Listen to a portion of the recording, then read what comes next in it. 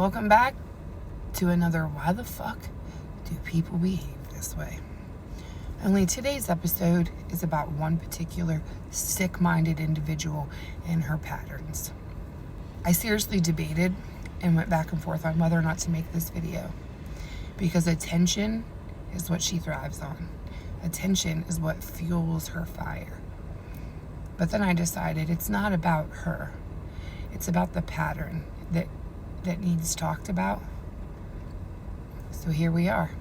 When someone repeatedly accuses multiple people, men and women, of being a child predator or a pedophile without a shred of fucking evidence, and only during conflict, that tells you something very important.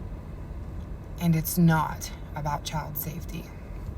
Serious accusations require proof, following the process and procedures, and being responsible about it.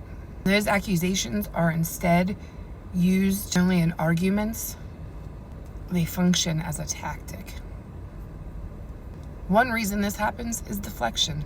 When someone doesn't want to take accountability for their own behavior, they introduce a claim so extreme that they hope it immediately shifts attention from them.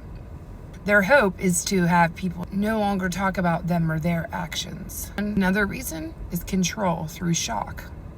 Allegations involving children are among the most emotionally charged claims that a person can make. They hope that it will silence the disagreement, intimidate others, and instantly shut down conversation. They hope that the fear will replace the facts. There's also a thing called black and white thinking. A person like her, with this kind of mindset, they don't see a disagreement as just a disagreement. They interpret it as being dangerous, evil. So instead of having a debate, they escalate straight to the most damaging label possible. Some people, like her, rely on moral superiority rather than evidence. You know how she positions herself as the protector, the advocate. That's just to avoid scrutiny. And then anybody who questions her, they become suspicious by default. Another key factor, patterned false allegations. And we all know that this fits her, because if you've been around long enough, you know this is something that she's done her entire life. With patterned false allegations, the same accusation is used against many unrelated people. It becomes interchangeable. Claim isn't about specific behavior. It's about punishing the opposition.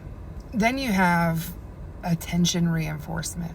For people like her, outrage brings views, brings reactions, it brings validation. Emotional chaos feels like power, especially when a calm discussion doesn't go their way. But what's important to understand is this. Real concerns about child safety are handled quietly. They're not used repeatedly in public arguments. They don't run to social media.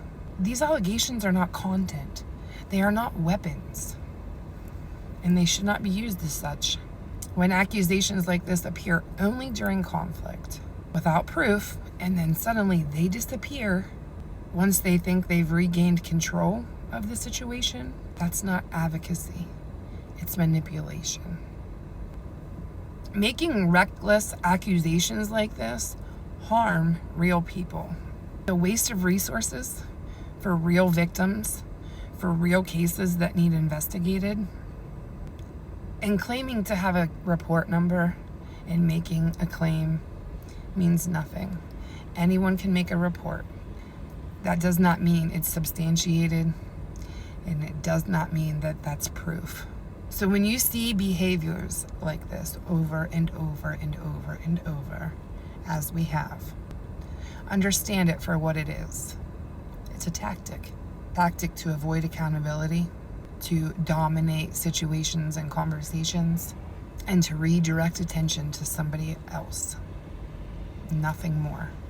While most reasonable people can recognize this for what it is, it's important to explain why this accusation is repeatedly used and what function it actually serves. And I'm telling you about it not to amplify it, not to draw attention to it, but to remove its power.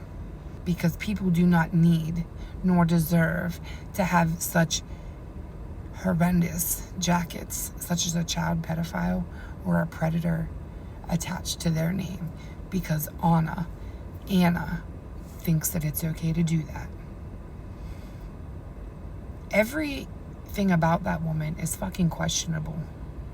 And anyone who slightly, maybe, possibly, even a little bit, kinda believes a word out of her fucking mouth, I would be very careful.